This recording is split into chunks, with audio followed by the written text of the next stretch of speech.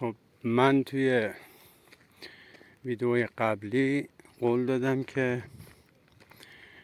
از صومعه خارج بشم و برم به سمت اون کلاته یا مزرعه‌ای که حدس میزنیم یغما اونجا به دنیا اومده باشه. من دیگه الان دارم از روستای صومعه خارج میشم تا برم به سمت اون مزرعه یا کلاته که اسمش هست گنداب. این کلاته یا مزرعه اونقدر که ما دربارش میدونیم یه تقریبا مزرعه واری بوده بین کوها که ملک اربابی بوده به اصطلاح اون روز. مثلا در حدود بین سالهای 1300 تا 1340-45 اون ملک اربابی بوده و پدر حیدر یغما هم وقتی که کوچ میکنه، مهاجرت میکنه با اقوام و خویشانش از یزد، از بیابانک یزد، از بیابانک خور بیابانک میان اینجا. و حالا اونقدری که من پرسیدم و تحقیق کردم، اینا چند تا خانواده بودن و هر خانواده به یکی از روستاهای اطراف میره. مثلا در روستای خمار یا انجیدن، در همون نزدیکی هایی که الان آرامگاه یغما واقع شده، یک خانوادهشون به اونجا میرن. یک خانواده میان به روستای صومعه که خانواده حیدر یغما باشن. یه تعدادی هم میرن به مشهد و شهرهای دیگه. بعد وقتی که خانواده یغما میان و در صومعه ساکن میشن، خب قاعدتا اینا مهاجرینی بودن که کسب و کاری هم نداشتن اینجا دیگه. البته در اون مملکت خودشون قبل از اون قحطی بزرگ ملک داشتن، کشاورزی میکردن و اون خشکسالی و قحطی اینا رو مجبور به مهاجرت میکنه و میان به این طرفا. و وقتی اینجا در صومعه به اصطلاح رحل اقامت میافکنند، دیگه پدر به دنبال دهقانی کردن یا کارگری برای اربابا بوده که بهش پیشنهاد میشه اگر میخوای زندگی داشته باشی، بالاخره بتونی زن و بچت رو سیر کنی، باید بری به همین مزرعه گنداب. و مالکش اونقدر که من پرسیدم تحقیق کردم، یکی از خوانین نیشابور بوده به نام صباحی، خانواده صباحی، که حالا فکر نمی کنم دیگه کسیشون خیلی مونده باشه مگر نوه ها و نتیجه هاشون که اونا اطلاعات چندانی از این موضوع ندارن. به هر حال چون گنداب حدود 3 یا 4 کیلومتر از صومعه دورتر به اصطلاح فاصله داره، اونجا میرن و احتمالاً با محمد پدر حیدر و کشور مادرش میرن و اینجا ساکن میشن. حالا وقتی که حدودای گنداب رسیدیم و نزدیکای گنداب، یه مقدار دیگه باز توضیحات بیشتری براتون میدم. خب ما از اینجا دیگه وارد محدوده کلاته گنداب میشیم. خب ملاحظه میفهمید حالا که بالاخره این درختها خشکه و فصل زمستانه، خب طبیعی هم هست، ولی به طور کلی هم دیگه اینجا آب و برگی نداره. یه چشمه اون موقع داشته که تمام این کلاته رو آبیاری میکرده. حالا اون چشمه بسیار آبدهیش کم شده و شاید در حد مثلا 1 اینچی، نیم اینچی مثلا بازدهی داره که به جایی نمیرسه. در هر حال این وسعت این کلاته همینه که توی این چشم انداز دیده میشه. حالا احیانا قسمتی از این تپه ماهوره ها هم چیزهایی کاشته میشده، ولی عمدتا همین باغ بوده و بالا دست اون باغ هم یه زمین های نسبتا صافی هست، ولی به احتمال قوی پایین دست کشت می شده چون او بالا مثلا آب نمی رسیده دیگه.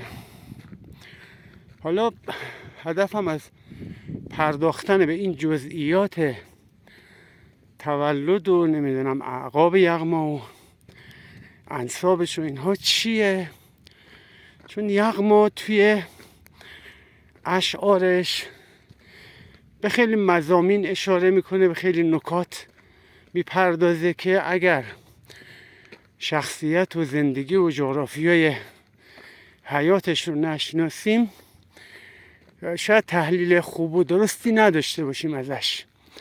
و همین دلیل من سعی میکنم توی این سلسله ویدیو یه به اصطلاح بخشی از زندگی نامه ایشون رو که مربوط به صومعه و سالهای جوانی و کودکی و بعدها بخشی از زندگی کارگریش در اینجا رقم میخوره، اونا رو به صورت تصویری و مستند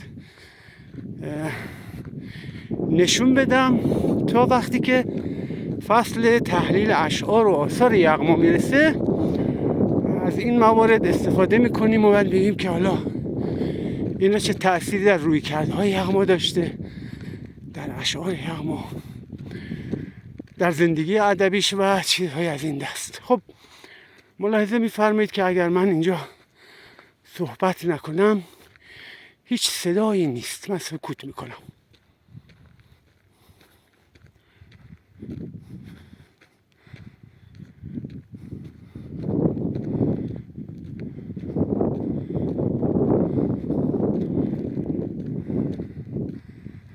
خب میبینید که تقریبا هیچ صدایی اینجا نیست. حالا یه صداهایی هم الان از دور دست ها میاد که اون موقع اینا هم نبوده، مثلا یه هواپیمایی گهگاه از آسمون اینجا رد میشه، یا مثلا از روستای صومعه بلندگوی مسجدش اگه خیلی بلند از اون بگن صدا اینجا میپیچه. ولی اون موقع خب حالا این داستانام نبوده و طیاره هم که خب شاید ماهی یه بار اینجا گذر میکرده و خلاصه اینجا خود به خود اونقدر سکوت و آرامش داره. و حالا به قول شهریار آن زمان یک زمان باغ نگارینی بود، حالیا ریخته و پاچیده، الان چیزی نداره. ولی اون موقع درختزار و مزرعه پر آب و سرسبزی بوده با سکوت وسیع دشت و کوهسار تو دامنه بینالود. اصلا خود به خود آدم شاعر میشه اینجا، خیلی نیاز به عامل علمی و اجتماعی هم نداره. یه کمی طبع شیرینی داشته باشی شروع میکنی دیگه. حالا همین موقع ها بوده که طبع یغما تو همون اوان کودکی نوجوانی گل میکنه، ولی وحشی بوده، تربیت نشده بوده، نمیدونسته چیکار کنه، اصلا نمیدونسته این چی از درونش در میاد. حالا بعدا توضیح میدم. الان ما اومدیم به مرکز همین کلاته. این چند تا درخت خیلی قدیمیه، چون اینجا چشمه بوده که الان ملاحظه میفرمایید اینجا دیگه روشو بستن با سیمان که آبش حتی امکان بمونه، تبخیر نشه. همین مالک فعلی اینجا اینو حصار کرده و بسته. حتی این هم بهانه جدیدیه نبوده. ادامه این می اومده به اون قسمت، اونجا سر چشمه اونجا بوده. حالا میرم اونجا رو ببینیم و تمام آب این مزرعه و این اصطلاح باغستان و این کلاته و این اطراف از همین تأمین می شده و بسیار چشمه پر آبی هم بوده، چون یه جاهای یغما از این منظر و این جایگاه هم یاد میکنه. بله این هم بستن، فعلا هیچی در کار نیست، هیچ چیز دیدنی نداره و دهانه چشمه هم بستن. خب خلاصه حالا من اون جایی رو که فکر میکنم یغما اونجا متولد شده یا سالهای اول کودکیشو گذرونده، آثارشو به شما نشون میدم. به قول اون امرؤ القیس که میگه قفا نبک من ذکر و حبیب و منزلی به ایست تا بر بازماندگان آثار یار دیار یار گریه کنیم. این همینه، همین دیوارای خراب خروبی که میبینید اینا بازمانده های اون خونه ایه که ما حالا چند سال پیش که اومدیم اینجا این مقدار از دیوارا هنوز بود، ولی نشون میده که الان یک خانه اینجا بوده، خانه ای که دهقان این کلاته، نگهبان این کلاته، زارع این کلاته اینجا زندگی میکرده که پدر حیدر یغما باشه. چون توصیفی که یغما میکنه از خانه پدر مادرش به احتمال قریب به یقین همینجا بوده. میگه که پدرم مرد با صفایی بود، مادرم شخص پارسایی بود، خانه ای داشتیم چون دل چاه، چون دل چه زدود تیره سیاه. حالا یعنی که برق نبوده، با آتیش خونمون رو روشن میکردیم یا با چراغ نفتی فلان، حالا مثلا اینجور چیزا.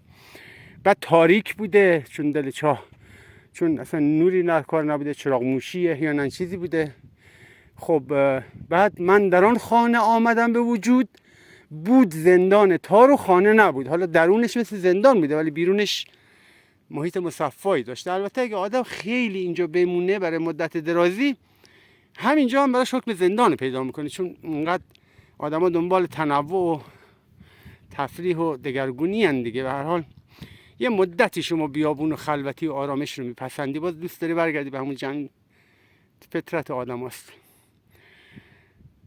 بعد اون آبادی که اونجا ملاحظه میکنید، بذارید من یکم بیشترش کنم شاید دیده بشه. آره نگاه کنین، اون آبادی اونجا اون کلاته شیخ ابوالحسنه که گفتم این تیربرقا به خاطر همون رفته اونجا. به هر حال اون حدود سال 70 از یه ارباب خریداری میشه توسط چند نفر و یه تعدادی هم اونجا ویلا ساختن. اون دیگه الان چسبیده به رشته کوه بینالود. ما از اینجا تا کلاته شیخ ابوالحسن حدود 2 کیلومتر فاصله داریم. حالا اون شیخ ابوالحسن هم داستان تاریخی داره، گویا صوفی بوده، شیعی بوده، فراری بوده، بعضی میگن هم عصر خیام بوده، بعضی میگن هم عصر عطار بوده، خیلی روشن نیست تاریخش، ولی به هر حال صوفیواره‌ای بوده، درویشی بوده که اینجا گویا پناه آورده به کوه و در خلوت و عزلت زندگی میکرده. یه سنگی هم منسوب به گور ایشان در اونجا هست اون بالا. بگذاریم برگردیم به داستان خودمون. بعد خب وقتی که به پدر یغما پیشنهاد میدن، من حدسم اینطوری، یعنی من اون شواهدی رو که از آمدن ایشون به صومعه و زندگی در اینجا دارم، من مرتب کردم، اینا به نظرم رسیده. میان اینجا و بهش میگن که مثلا اگه میخوای زندگی تو بچرخونی بیا اینجا، میاد اینجا و ساکن میشه و همینجا مراقب این کلاته و مزرعه هست و اربابم گاهی میاد بهش سر میزنه. اینا حیدرم احتمالاً همینجاها دوران کودکی و نوجوانیش میگذرونه. حالا داستانای دیگه هم داره، چون تو روستاهای اطراف خیلی رفته آمد میکرده از طریق این کوه به سمت برفریز و غار و بشرآباد که پشت این کوه هاست. حالا بعداً اونا رو بهتون نشون میدم.